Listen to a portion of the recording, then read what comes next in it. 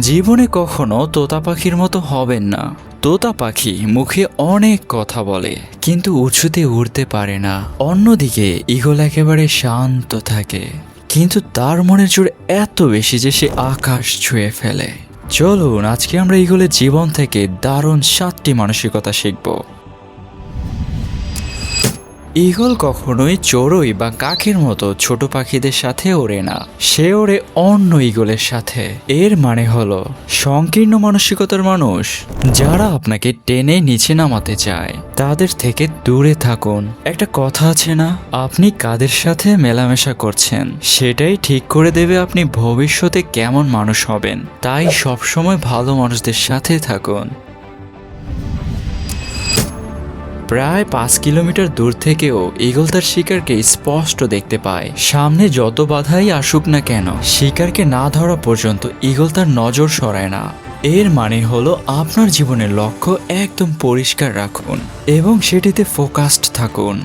যত বড় চ্যালেঞ্জই আসুক হাল ছাড়বেন না, সাফল্য আসবেই ইনশাআল্লাহ।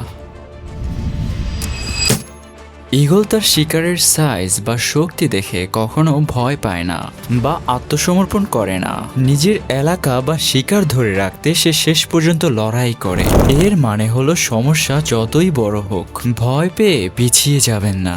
সফল মানুষেরা সাহসী হয়, তারা সমস্যার মুখোমুখি দাঁড়িয়ে লড়াই করে। যখন আকাশে মেঘ জমে আর ঝড় ওঠে, ঈগল তখন দমে না গিয়ে উল্টো উত্তেজিত হয়ে পড়ে। সে ঝড়ের বাতাসকে কাজে লাগিয়ে নিজেকে আরো উঁচুতে তুলে নেয় এবং মেঘের উপর দিয়ে শান্তিতে ভেসে বেড়ায়। অথচ বাকি পাখিরা তখন গাছের ডালে বা পাতার আড়ালে লুকিয়ে পড়ে।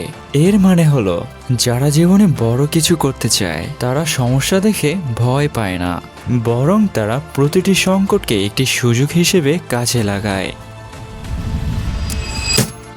ঈগল কখনো পচা বা বাসি খাবার খায় না, সে নিজে শিকার করে এবং একদম তাজা মাংস খায়। এর মানে হলো অতীতে কি সাফল্য পেয়েছেন তা নিয়ে পড়ে থাকবেন না, নতুন কিছু করার, নতুন জায়গা জয় করার চেষ্টা করুন। অতীতকে অতীতেই থাকতে দিন। ঈগল পাখি তার বাসার ঘাস আর পালকগুলো ঠোঁট দিয়ে টেনে ফেলে দেয় যাতে তার বাচ্চারা আরামে বসে না থেকে কিছুটা অস্বস্তি বোধ করে। এই অস্বস্তি ওদের ওড়া শিখতে বাধ্য করে। এর মানে হলো নিজের কমফোর্ট জোন বা আরামের জায়গা থেকে বের হয়ে আসুন। আরামায়েশের মধ্যে থেকে কখনোই নিজের উন্নতি করা যায় না। ঈগল যখন বুড়ো হয়ে যায় তখন তার পালকগুলো দুর্বল হয়ে পড়ে, আগের মতো উঁচুতে উড়তে পারে না। এটা তাকে দুর্বল করে দেয়, এমনকি সে মারাও যেতে পারে। তখন সে অনেক দূরে পাহাড়ের এক নির্জন কোণায় চলে যায়। সেখানে গিয়ে সে পাথরে আঘাত করে নিজের দুর্বল পালক, ঠোঁট আর নখ উপড়ে ফেলে। পুরো প্রক্রিয়াটি অন্তত রক্তাক্ত আর যন্ত্রণাদায়ক। এরপর সে নতুন পালক, ঠোঁট আর নখ গজানো পর্যন্ত অপেক্ষা করে এবং আগের চেয়েও বেশি শক্তি নিয়ে আকাশের ডানা মেলে।